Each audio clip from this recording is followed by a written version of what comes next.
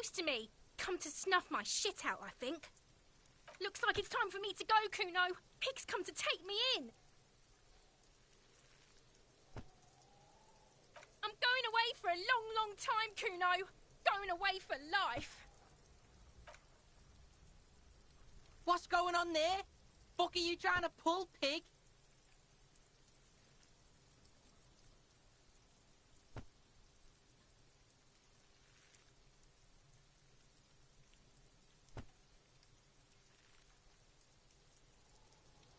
You don't want to fuck with me. I got my hands bloody. I'm not here, pig. You're not seeing this. You can still see the top of her hat from behind the fence.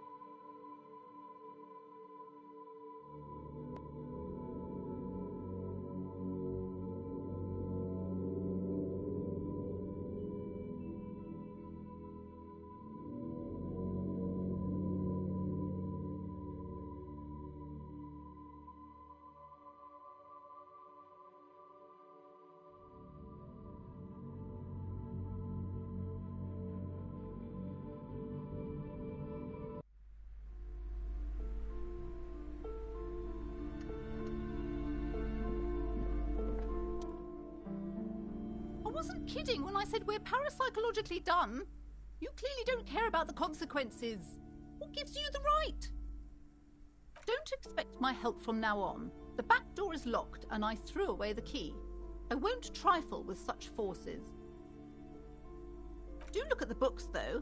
The books compel you. You may be able to make up for this by buying a lot of books. I hope you're a voracious reader.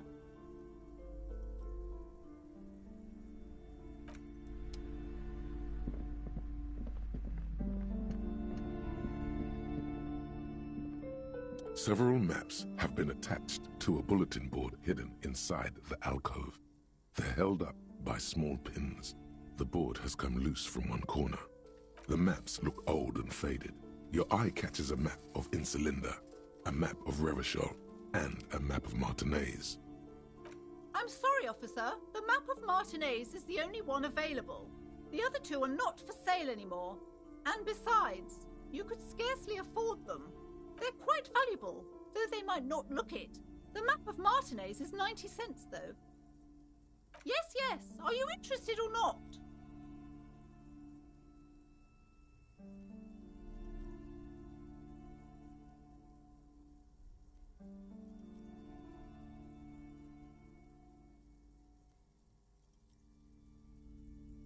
Always good to be informed of your surroundings.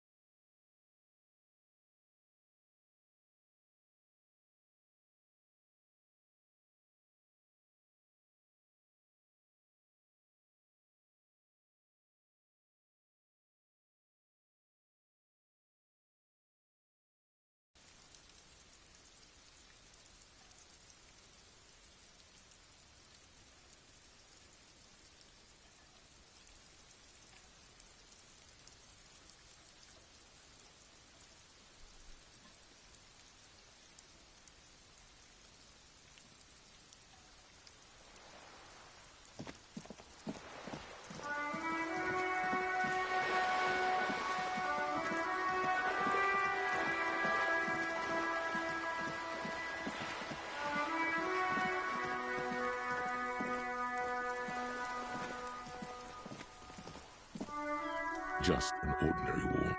Nothing to see here.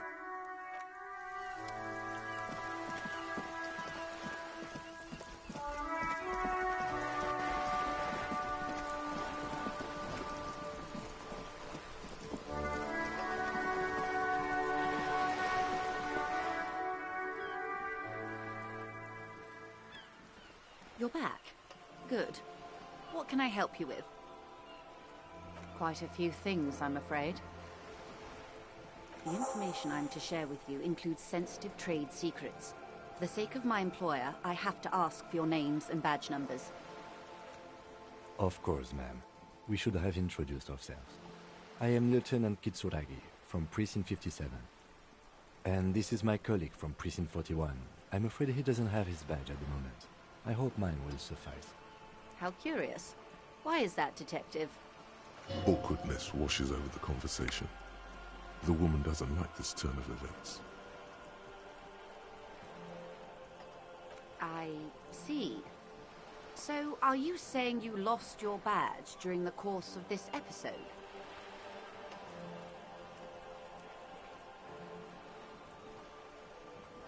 I can't hear you, darling. Speak up, please. Oh, dear. Some kind of encephalopathic amnesia. I don't even know how to respond. I do believe you, naive as that may sound. I simply can't imagine what you gain by faking such a condition. As I said, ma'am, his technique may be very unconventional, but he is an officer of the RCM. Of course, I sympathize, but I'm afraid I simply can't share anything more until I've seen that badge. She's a professional negotiator. She should be open to some sort of mutually beneficial arrangement.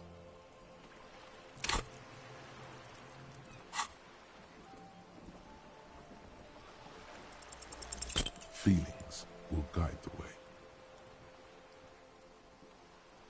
I assure you, it is no small matter for me either. We all share the responsibility for disarming this situation. I hope you have a badge for me as soon as possible.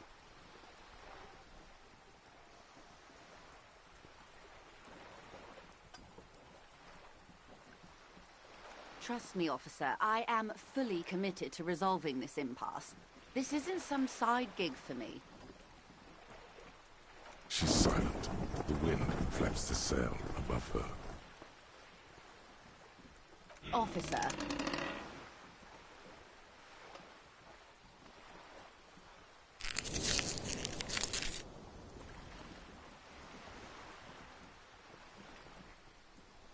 You know, I don't mean to sound cold, but if you want something, you have to give something back.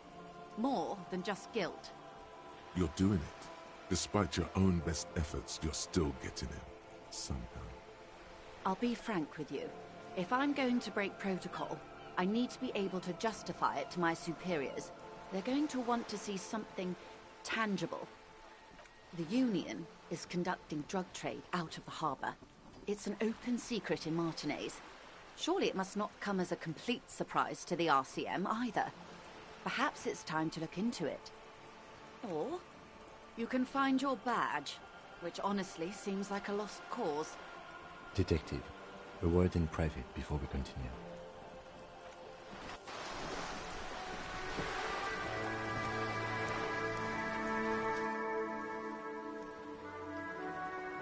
This is not going quite as I hoped it would, Detective. Honestly, I was expecting you to use your unorthodox technique to keep her off balance, and, you know, not volunteer us to be her henchman. This woman is running circles around us. She might have known about your misplaced badge all along, or she's simply an adept improviser. Either way, we've played straight into her hands. He doesn't let it show, but there is a limit to how much the consequences of your unprofessional behavior can cost the investigation. Maybe this is all her plan. She might have heard about you.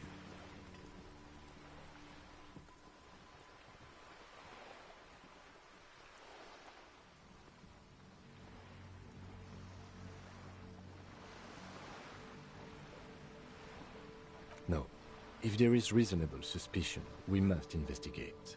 Otherwise, she could claim we are siding with the Union, or that we are on their take. We'd never hear the end of it. What I propose is, we ask her, then we investigate, briefly. But do not share the outcome of this investigation with her. We tell her it's done, and demand for her information on the lynching.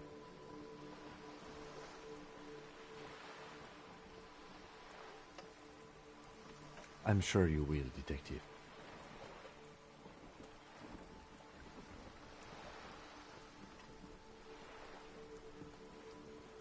I wouldn't go that far. Her reaction did come off as sincere to me. I think she's just quick to adapt. She's a professional, after all.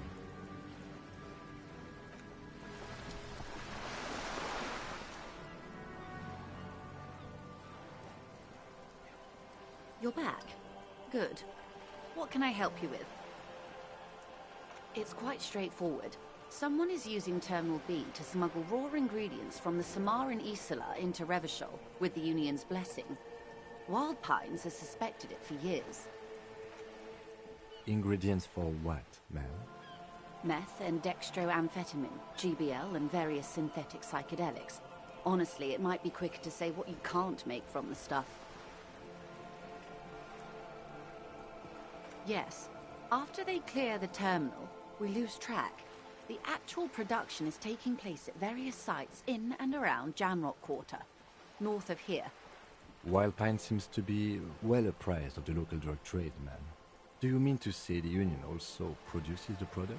Sells drugs, I mean? We're in logistics. It's our business to know. And no. As far as the company knows, the Union does not produce it. They transport the ingredients for a cut. Yes, but you won't get anything out of Evrat and the Dock Workers Union. Still, every chain has its weak link. The handoff. The motor lorries at the roundabout. Unlikely, officer. I'm talking about the lorries. Once the ingredients reach Jamrock, they're distributed to a network of local manufacturers, well beyond our grasp. But in transit, they may be vulnerable. How convenient that they're stranded like beached whales at that roundabout. Perhaps you've noticed that a number of lorries are tangled in a traffic jam at the roundabout just now. Interview the drivers who are still hanging about. One of them might be waiting for a crucial shipment. I'll be explicit. If you find this driver, I will share company secrets with you. Uncovering Union secrets could also give you an upper hand when dealing with them.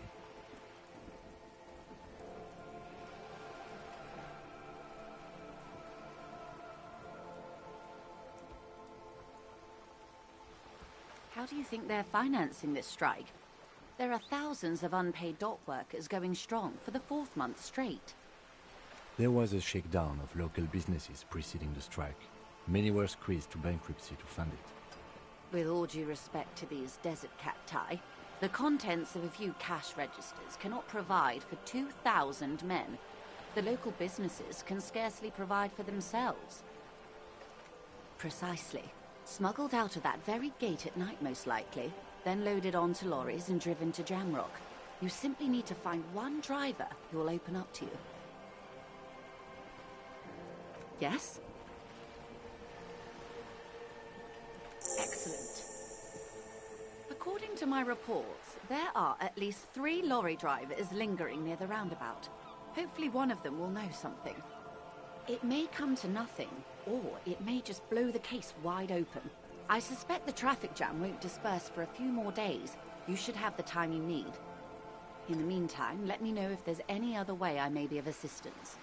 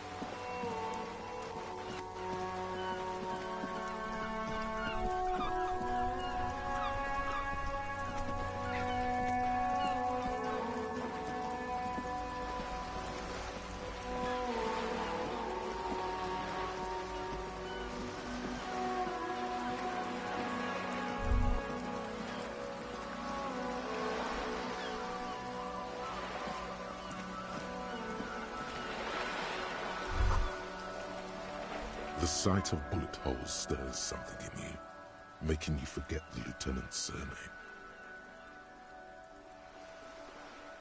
The faded marks are too degraded to draw any forensic conclusions.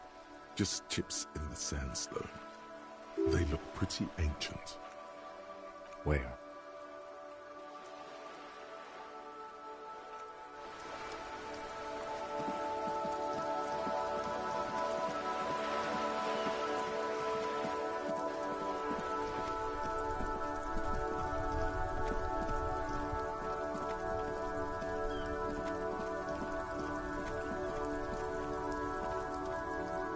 Welcome back. The days ain't going by any faster, believe me. Feels like forever. Like I was born on this here roundabout and this was all I ever knew. Just me and the metal and the tires, the oil and the fumes and mazout. Mazout is an antiquated term for heavy fuel oils. This man has a barely suppressed performative streak, or he just likes unusual words, or both.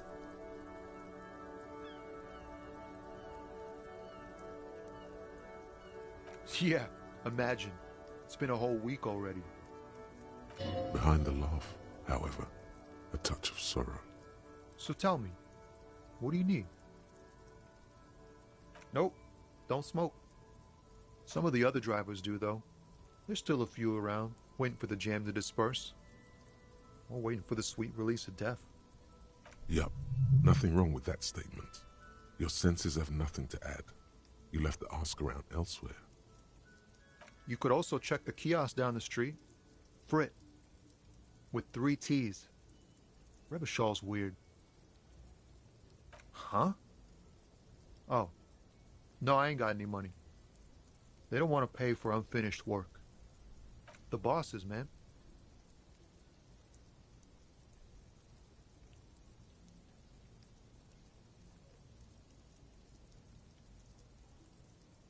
Dunno. What you need?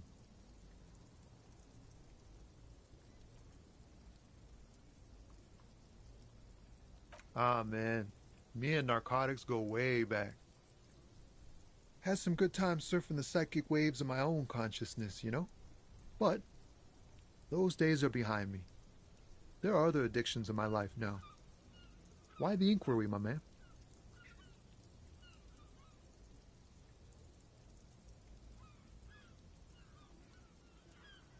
Hey, man, that's serious criminal talk. Are you trying to pull some sort of an entrapment thing on me? Entrapment is a practice whereby an officer of the law induces a person to commit a criminal offense that the person would have otherwise been unlikely to commit, usually through some trickery, persuasion, or fraud. Then what's your deal here? We have a credible lead, sir. Someone on this roundabout is waiting for a bulk shipment from the harbor to load it on their lorry and drive it to Jamrock. Not me, man. No way. I don't need any trouble. Shit's bad enough anyway. This jam's got folks up in arms, and I'm afraid it's headed toward a conflagration.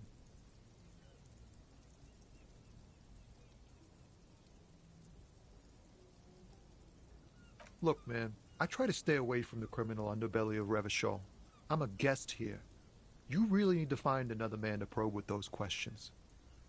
We wouldn't say he's lying, sire.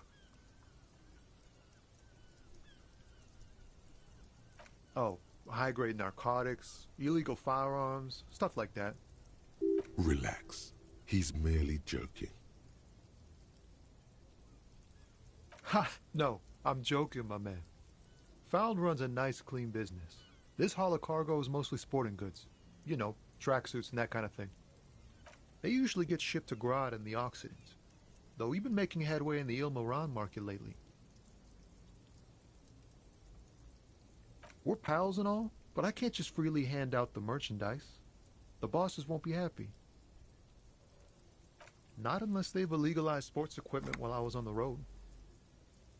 The man taps his fingers rhythmically against his arm. He ain't one of us drivers. I know that. All accounted for. Otherwise, I haven't really asked about that. Been wasting time right here. Keep him busy. It's easy to see he's telling the truth. He's kept his nose out of the dark stuff.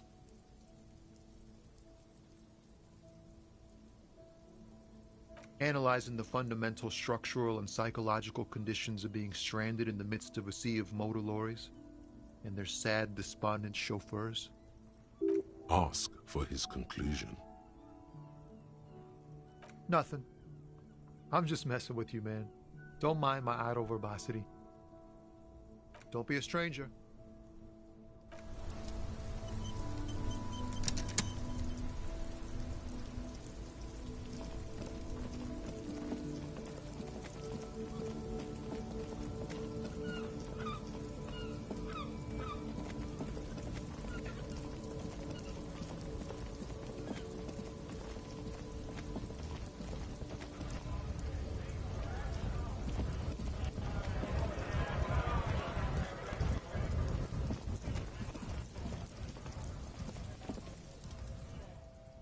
Welcome to Revachol.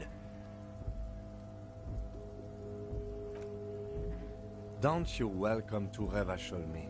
My grandfather came here from a 3,000-year-old racist isolationist culture, while your ancestors came to this island a mere 300 years ago. Every school of thought and government has failed in the city, but I love it nonetheless. It belongs to me as much as it belongs to you. It's men like you who keep Revachol divided, making it that much harder for everyone to climb out of this post-war limbo. What he means is, fixation on the Revacholian nation makes it harder for Revachol to actually attain self-determination.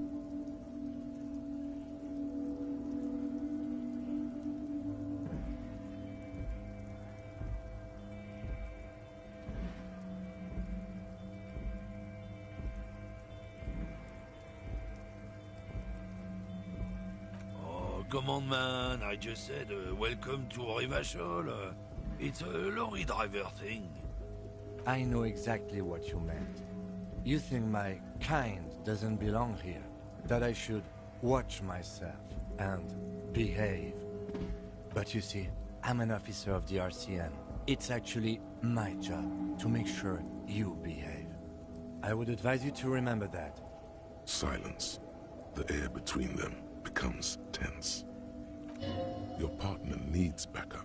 Now's your moment to shine.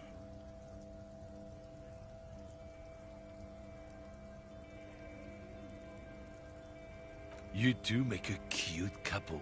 You know that? The lieutenant exhales and resumes his regular calmness. Whatever you say, officers.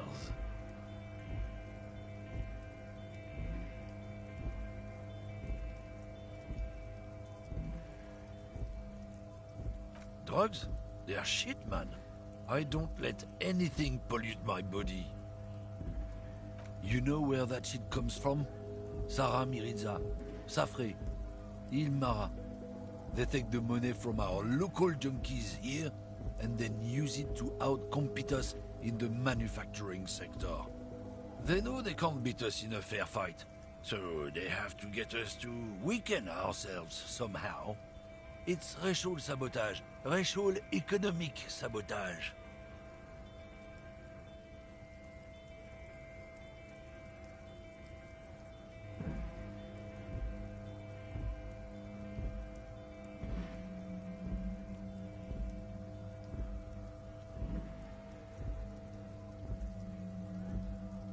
He eyes you warily, unsure how to respond. This goes on for about 2 seconds. Then... I don't know shit. And if I did, I wouldn't tell you. What do you think? I can't leave the lorry unguarded. Stuff's been getting looted lately. It's those little kids sneaking around at night. If they touch my stuff, the bosses will be on my ass like ass cancer.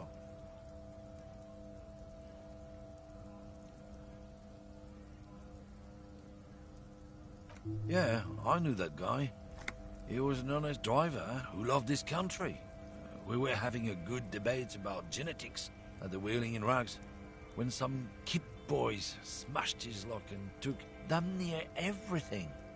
Lost his fucking job over it. Since he left, I haven't had anyone to talk to. If they were getting drunk inside the whirling in rags, how could they know who broke into the lorry? What? Aren't we allowed to say that he's the kids who do all the stealing around here? That's not road to science, man.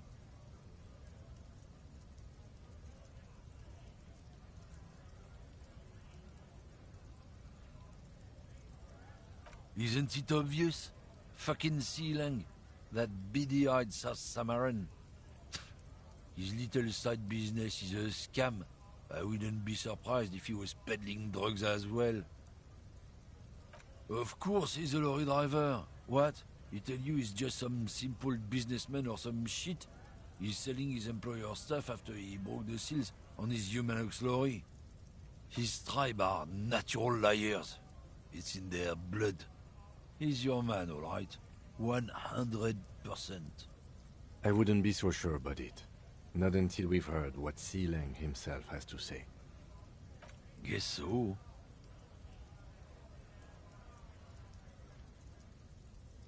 Oh, not much anymore. I'm here to pick up some cargo, but the dock workers are on strike, so it's a sit and wait on your ass situation. Apples. Apples is exactly the kind of thing you'd say if you had something to hide. Fine.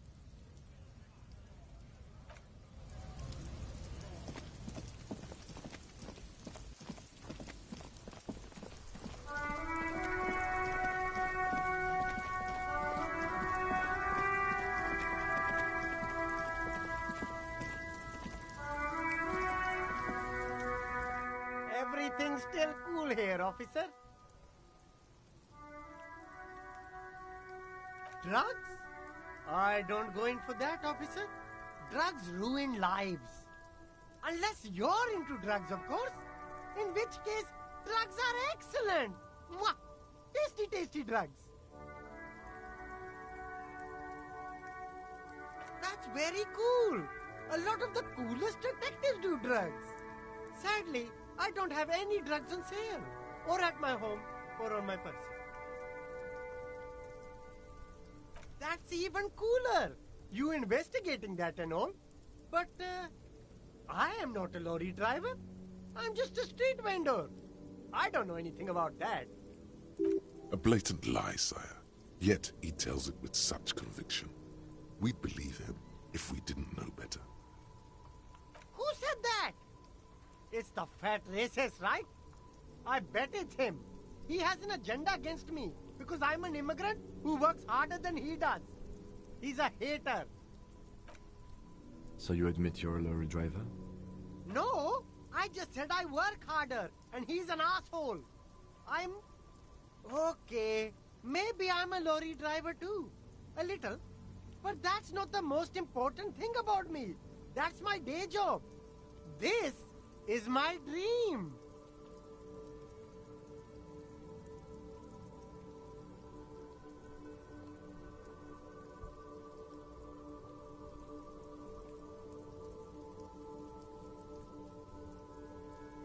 No! That's insane! It's the fat hater. He's been eyeing me for a week and he sent you here. Maybe he's the one, huh? Have you thought about that? Nothing. I told you. I'm not a dumb guy.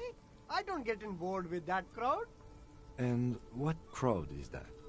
Crowd? You know, the drug crowd? No, he wasn't talking about an abstract crowd. It was that crowd.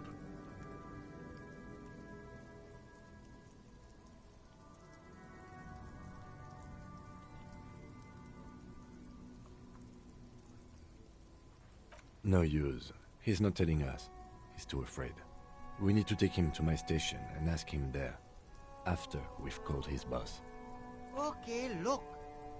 There's bad people doing bad things here. That's all I know. Please don't get me into this mess. I spent 15 years working my way up. Here we go. There's a tiny bit of truth on the table. Zoom in on it.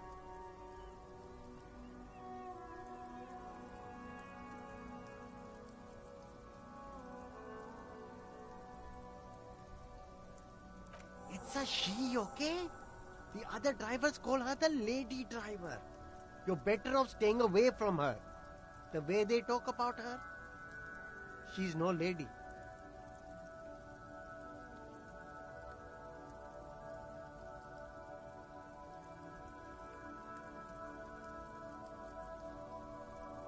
All of them.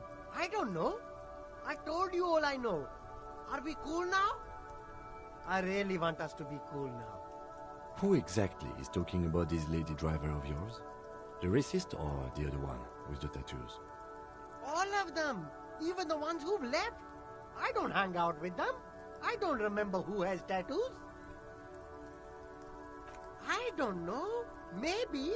If she is, I haven't gone near her. I don't get involved. I told you. It could be. She was strange. He's not ruling her out. All right. I scored.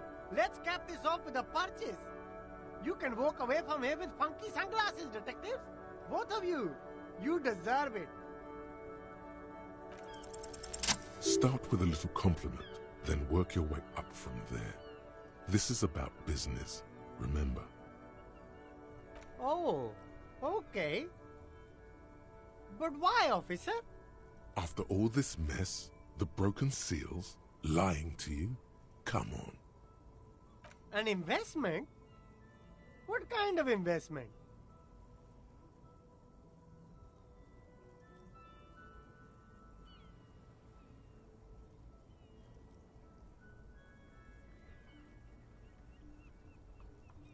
I hear you, officer.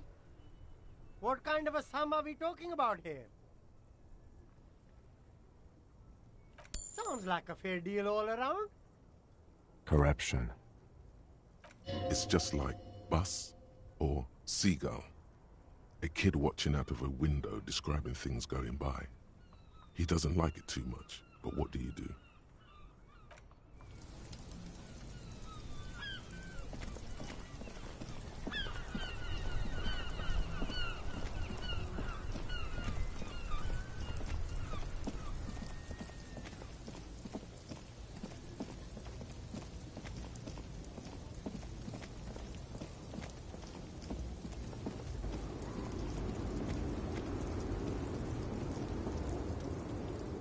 The woman still has her eyes fixed on the photograph in her hands. In the background, the radio plays. If you want her attention, you may need to be more forceful. Where am I? Who are you? The smile on her face has disappeared, replaced by the weary aspect of a cornered beast.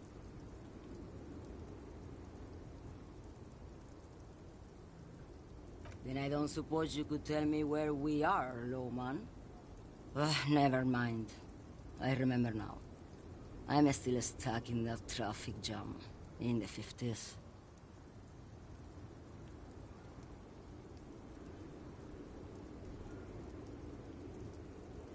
The men have these small jaws and everything is made out of plastic. Why do you need plastic when you can make the world out of amber? Back in Methka, during the time of the revolution, the sidewalks and cafes are filled with young people. I was on my way to see a new Boyadero picture starring Gabriel Buendero. Until you came along, that is.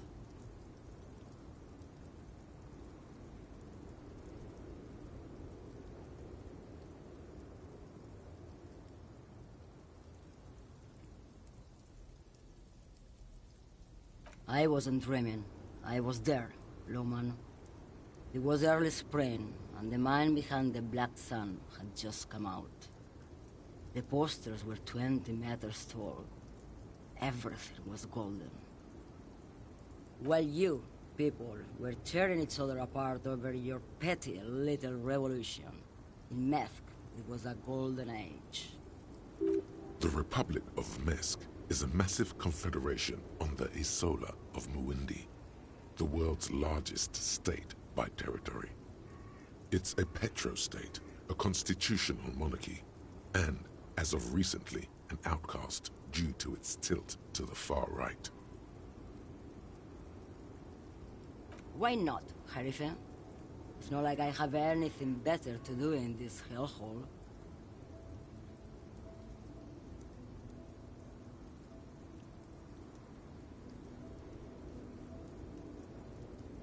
What do I need drugs for, Lowman? What I see, what I feel, the great adversary, no drugs can compare.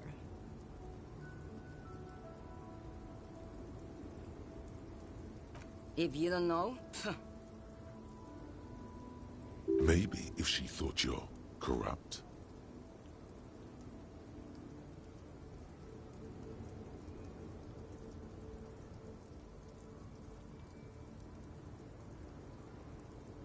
why would I want to do that?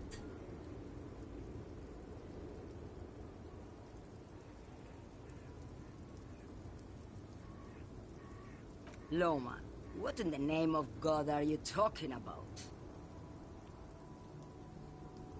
Maybe. Probably not. Makes no difference to me either way. Just this month, I made half a dozen trips from Saramiriza to Grad, on the U41A. What do you think they take from Saramiriza to Grad, Loman? No, Loman, diamonds.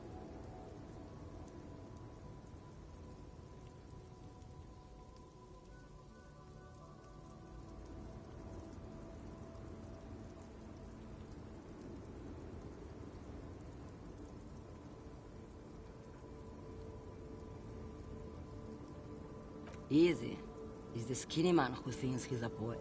Never trust a poet. Also, he's the only one I can see from here. That's correct. There is no visibility of any of the others.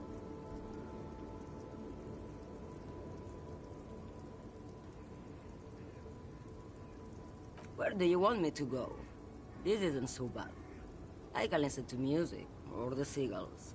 Look at all the colors and the features of this world. It's a good palate cleanser, this jamboree. Or I can just relax and let my mind carry me back where it will, to the Great Plains. I think we're done here, no?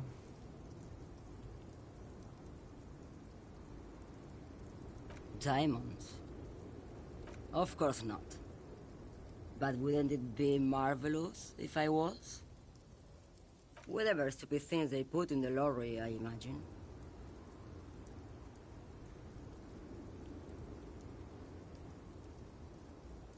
I quit concerning myself with that a long time ago. Besides, I don't drive the lorry for the cargo, if you know what I mean. She says that as if something narcotic is the real reason.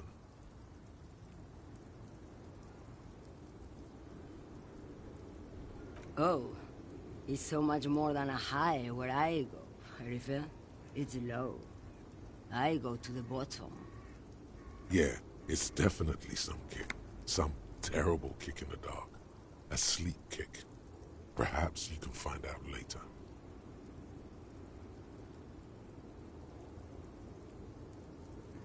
Of course it does. What did you expect?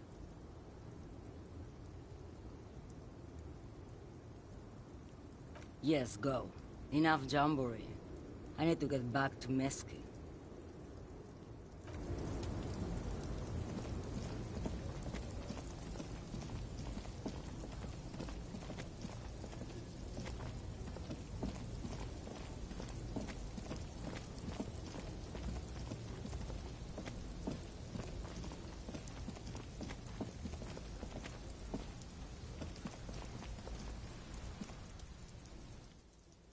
Hello again, my man.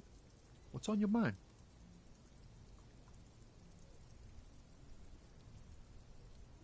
I don't want to talk about that.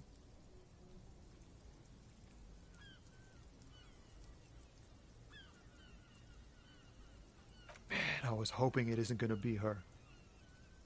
All I can say is, she isn't around here anymore. She isn't some evil drug trafficker. And I don't know where she is.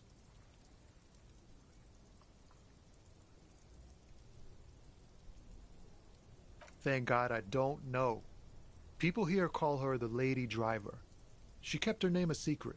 From me, too. Now I see why. A youngish woman. Gruff, but in a cool way. What color hair? Blue and violet. Dyed. It was violet when she got here. Blue before she went. Then she may have dyed it again. A friend? An acquaintance. I don't know. She was the only person in this damn jam I could talk to. She's someone I don't want to rat out to the law, okay? I didn't, man. I told you I was hoping it's not her. That she wouldn't be mixed up in it. He still is, hoping. It's just wishful thinking on his part, not trickery. It's true. We would have caught a lie, but a kind heart is tricky. Bah, emotional rhetoric. He knew something and he didn't share it with you. That's a fact. Damn, I don't want to... Please just let it go. Whatever she did, it can't be that bad. She's not a bad person, I know that much. We can't just let it go. It's part of a police investigation. That's how it always is with you, isn't it? All part of the investigation. The girl's troubled. If you hunt her down, she may not survive it. I can't have that on my conscience. It won't come to that. We won't pursue her on this. This is information only. I don't believe you. I just can't, man. I'm not naive. She's got the darkness in her. That young person's darkness when you think it's all over. And you're looking for a way out. She shared this with you? Yes. Which is why I don't want to snitch on her.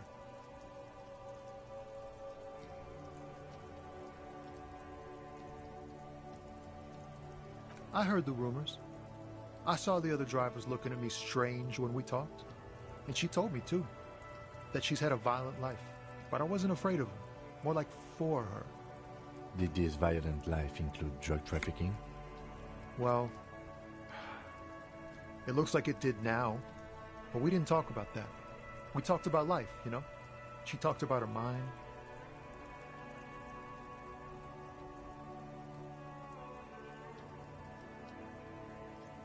Fuck, man. Go grill someone else with these questions, okay? There are plenty of drivers here who couldn't stand her, or were afraid of her. They'd be more than happy to rat her out. The gray-haired woman. Maybe she knows something. Wait, this guy says they're friends, then acquaintances, and he's okay with others ratting her out. Push Tommy and it will break his heart and his spirit. Don't expect you to be pals.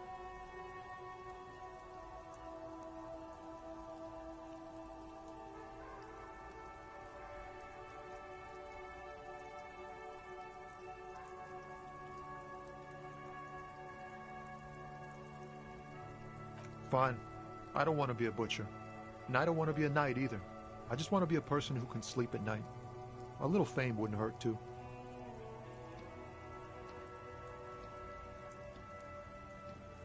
You're not going to put a bullet in your head if you blow it, are you?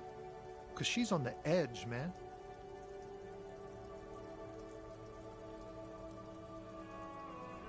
I thought you were a different kind of cop. The realization that you've used his friendliness and goodwill for your own ends. Here.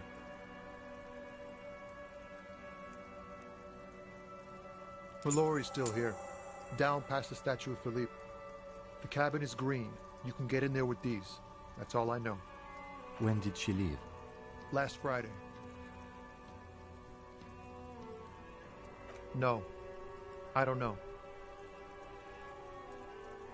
She left them to me because she trusted me.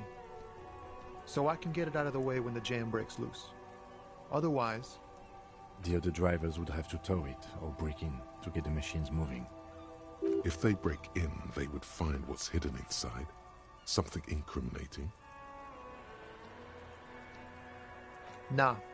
I need to think my own thoughts now. Pray forgiveness for my sins.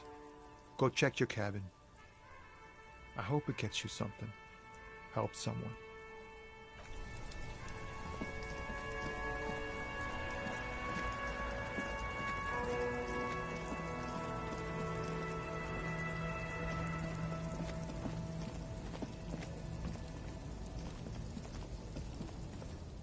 This screen found, A to Z, contemporain, is parked in the shadow of the ruins looming overhead.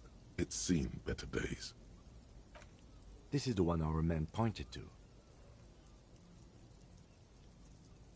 The glass on the side windows is tinted and covered with dust. You can barely make out the shape of a seat and 2 steering levers.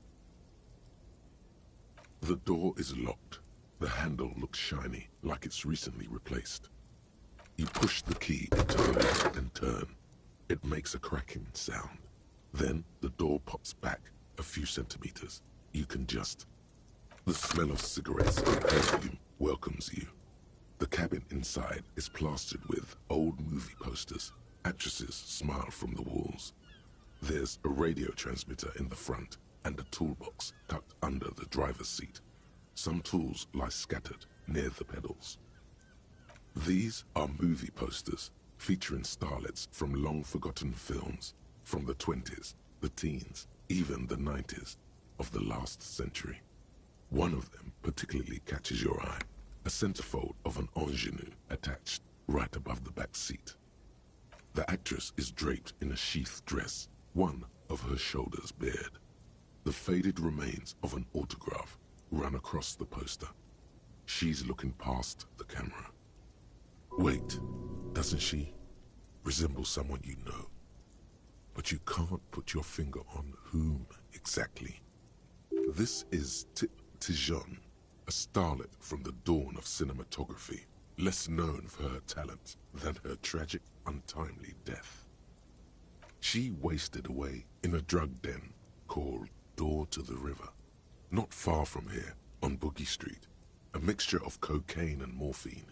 She was afraid of the world, and the camera, too.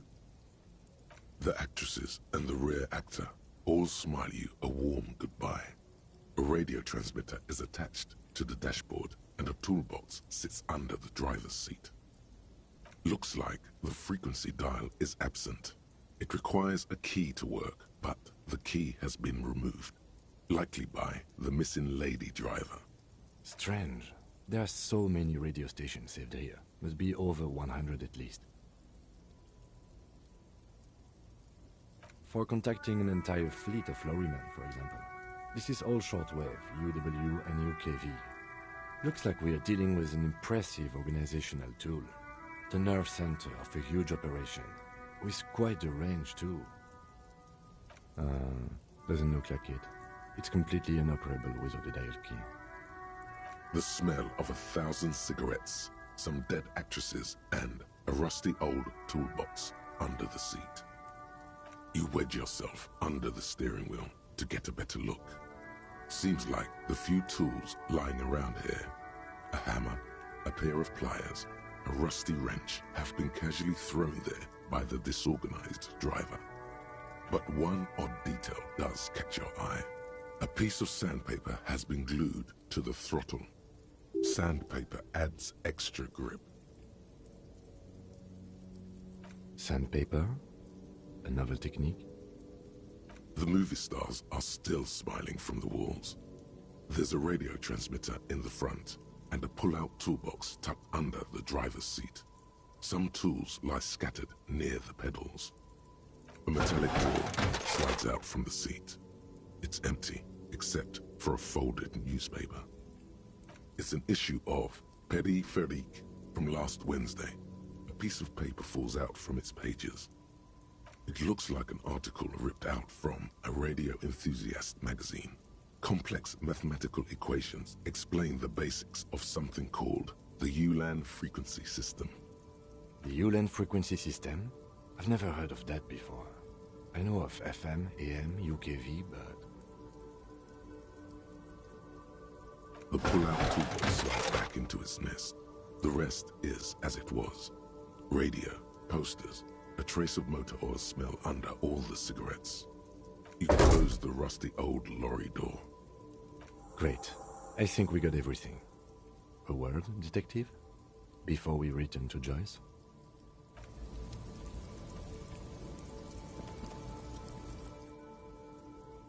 All right, we've finished here. Let's quickly debrief and go over what we found, so we don't do it in front of the company rep.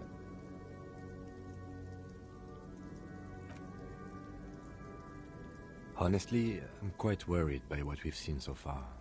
The evidence seems to point to a rather extensive and well-organized operation. I'm especially intrigued by that radio transmitter, particularly the sheer number of stations it can connect. Looks like this alleged drug trade casts a wide net. This means it's well-funded. Technology like that, a major player must be financing it. I'm not sure what the Yulan frequencies are all about, but they may hold some significance. Perhaps it's a better way to connect between fleets while avoiding frequency bleed, or maybe it's used to tap into RCM networks. As elegant as they are, I don't think they are relevant to the drug trade. Don't be fooled. Desire always plays a role.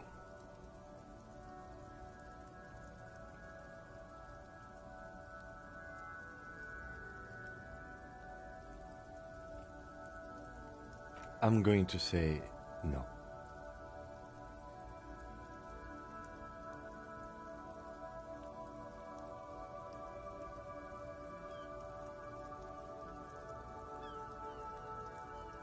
We didn't find anything conclusive linking them to the smuggling operation.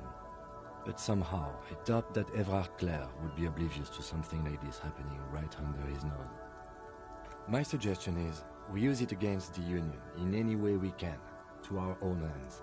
It's a slippery hill, but we just might be able to pin them down, indirectly, down the road.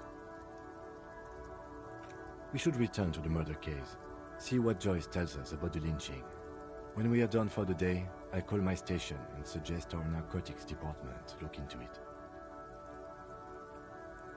There are more than enough grounds to start an official investigation, sometime later when we're done here. We do not want to get caught in that. The fact that one hasn't started already gives me pause. An investigation, I mean. Especially if the Madre grouping is involved, and I can't imagine they aren't. It's certainly worrisome. All the same, I don't like the idea of internal affairs descending on the matter. That won't help anyone either. Debrief over. After you.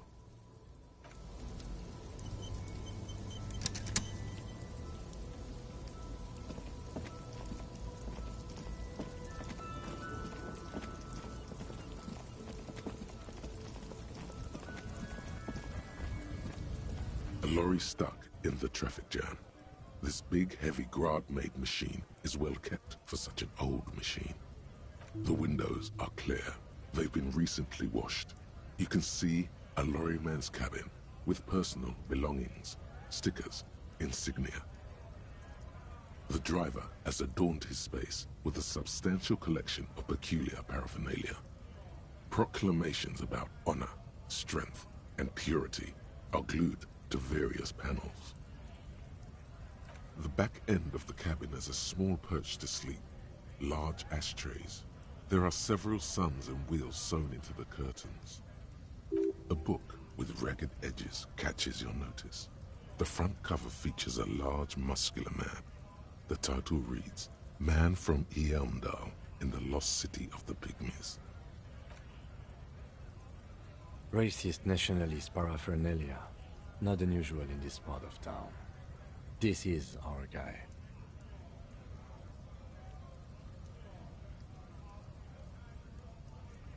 Likely, yes. This guy's proud of who he is. Drapes it all over his machine.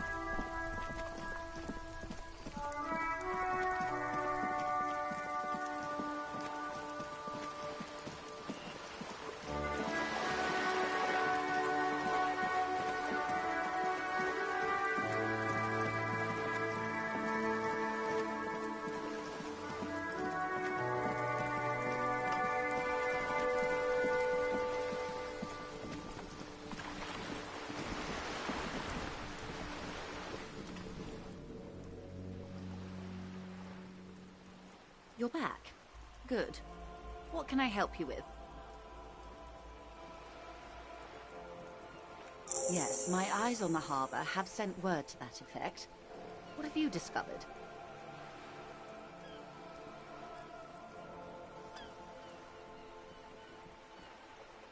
It doesn't really matter, and I do apologize for the surveillance. Wild Pines can't afford to be blind at a time like this. One of the tall buildings overlooking the roundabout, most likely. That would give them a read on the entire quarter. In any case, it's a relief to know someone has looked into it. If I may ask, will there be an official investigation? I assume you discovered there is an operation. If there is an investigation, it will be part of an ongoing operation, subject to confidentiality. I am sure you understand. Of course, detectives. In any case, you've held up your end of our arrangement. I trust you with the rest. Now it's my turn. I wouldn't normally break protocol like this, but the situation demands it. If you don't solve this murder, I'm afraid we may have a bloodbath on our hands. The words bloodbath sound cold in her mouth. They taste of iron and strawberries.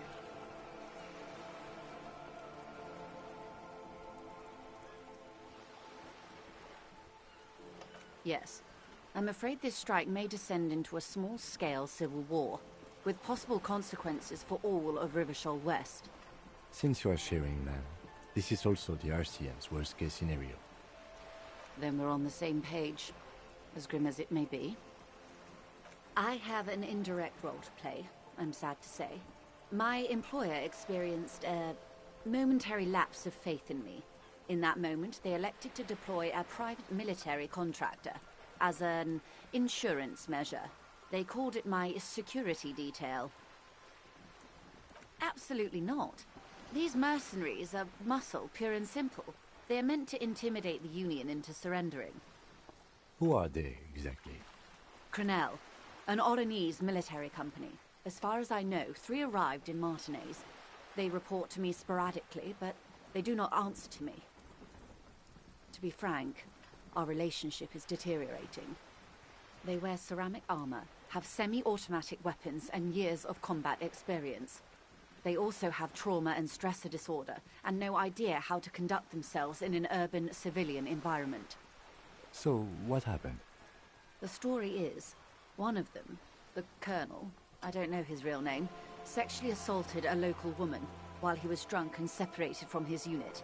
This allowed some of the more militant Union members to subdue him. He was taken out behind the whirling in rags and lynched last Sunday night. Nothing. Mr. Clare refuses to let me into the harbor. I have not been able to discuss this matter with anyone there. The remaining 2 Crenel contractors carry out their orders, for now. It's a smokescreen. In secret, they are conducting an independent military tribunal into the lynching. Once this investigation is concluded, executions will follow. What is the nature of this so-called investigation? Whether to execute one, some, or all of the Union militants.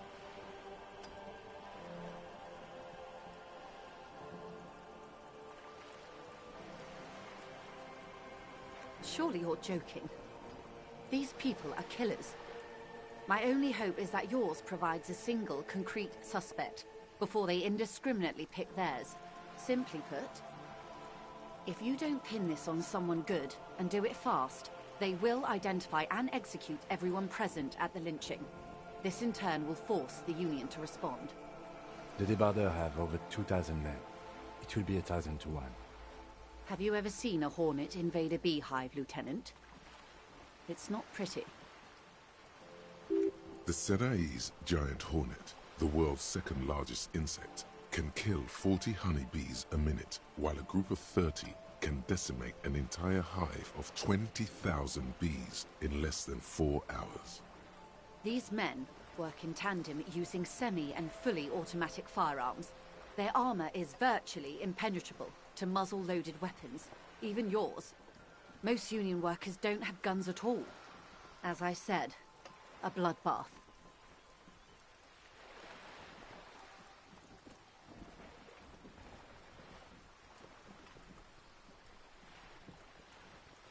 It doesn't have to be like this. Nameless, badgeless officer of the citizens' militia.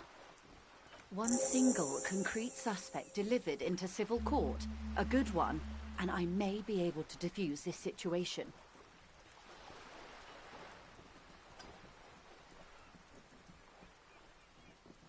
If you mean did I see him alive, yes, but I did not know him. Lerly, his service name, a nom de guerre most likely. He wouldn't divulge his full name. Only one of them did. A bad sign if there ever was one. One is a man, Corty, they call him, a nickname as well. The other a woman, Phyllis DePaul. Corty is the gunner, I believe. DePaul is a radio operator. What would you say was his eye color, the deceased? She closes her eyes, trying to picture the man's face, then shakes her head. I can't remember. The lieutenant was testing her, asking a small detail first to see if she knew him better than she let on. She passed. That's all right, then. Anything else? Nationality? What would you say was his age? He was 40. Or 50. It's hard to say which. He had a combat injury on his lower jaw. It made it difficult to estimate his age, or gauge his facial expressions. What else? Nationality? Accent? He was, Occidental, I think. Light brown hair, a mixed accent, Oranese, or Messinian, maybe. His injury gave him an accent all his own. In a way, it was humanizing. He had to learn to speak through it, through the injury. That's all I know, I guess. I only met him once.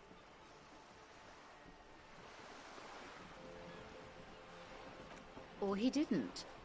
This is information passed on to me from some teenagers loitering around the canal. I cannot testify by it. The remaining contractors, their tribunal, it's what they believe. That the man was killed because he assaulted a local woman. I've asked around a bit. This seems to be the accepted story around Martinez. The lieutenant consults his notebook, his eyebrows knitted in concentration. Odd. We haven't heard any reports about an assault in connection with the lynching. Where did it take place? And when? Last Sunday night, at the Whirling in Rags, the hostel by the gates. Supposedly, the colonel was drunk, maybe on narcotics too.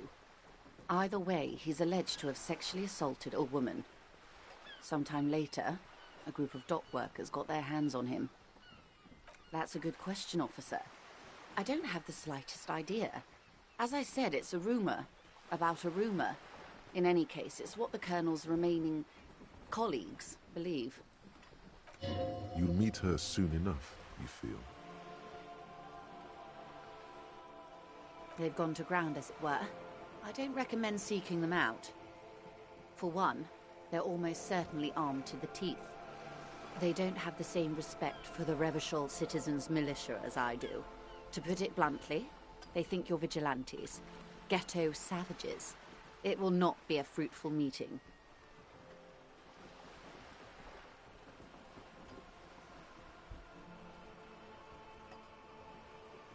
Did you miss the part about ceramic armor and automatic weapons, Detective? That is a bad idea. One I won't be a party to. One is obviously the scab leader at the harbor gates. The one chanting the idiotic slogans. He's barely maintaining his disguise. The other has a vantage point in a building south of the roundabout. They were keeping tabs on you while you were canvassing the lorry drivers.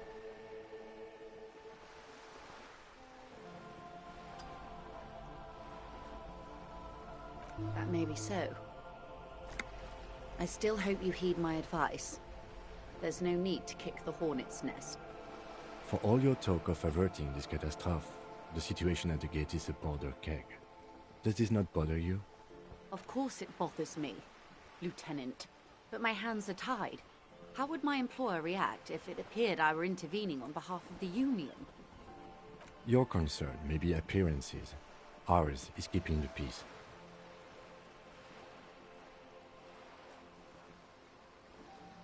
That would afford a good vantage point. In any case, it's practically inaccessible. Where is your radio for contacting them, if I may ask? Do you have an earpiece? Heavens no. I'm not an undercover agent.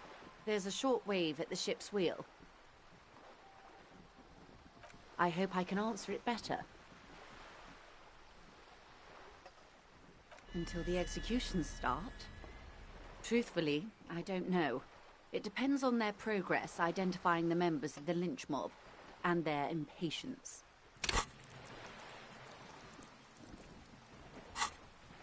They don't report their progress to you? Not on this matter. I'm afraid they consider this a personal initiative. It's a matter of days, not weeks. Not much.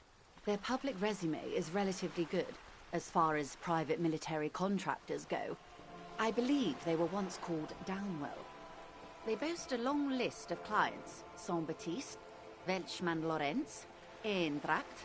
A warning sign, however. The operations concerned all take place in third or fourth world countries. Guarding facilities, escort missions and such. Meaning they're used to operating in war zones. Yes. All the good conflict corridors, Supramundi, Yesut, the Seminese Islands, countries that don't have a good record reporting atrocious military conduct on their soil. Sadly, no. Before this happened, I had little interest in them. Now that I do, I don't have the resources. If you still have access to the ICP's database, you could run a better background check than I ever could. It may take some time, though. The International Collaboration Police, ICP, is charged with coordinating law enforcement activities in complex multinational investigations. Their database is the single largest source of information in the world. Do you know a lot about the inner workings of the RCM and the ICP, ma'am? In my line of work, it pays to do your research. I was prepared to deal with the RCM. I did not think I'd be dealing with a group like Crenel. I have, and they will. However, these orders take time to reach what is basically a rogue unit out in the field here.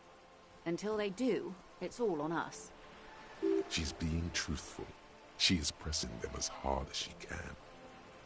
I am sorry to have been the bearer of bad news. If there is anything else I can help you with, please ask.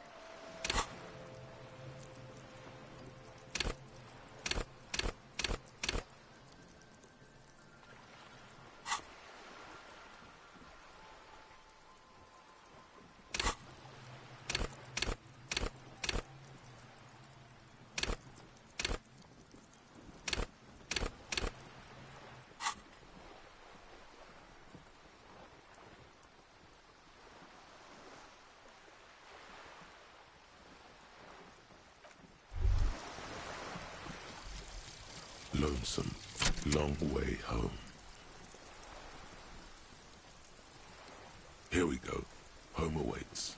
Walk past Station 41 and through the market, past the Boogie Street spearhead to the other side of the lake, the frozen eye at the center of the district. Then past the video rental store on the corner. There, at the end of a street lined with pine trees, a small house no larger than a matchbox. 11 Voyager Road. You no longer live there. Those times are gone. And so are those people. Why did you come here? Why are you still here? And where's the dealer? You have to get back to work. That's all you have now.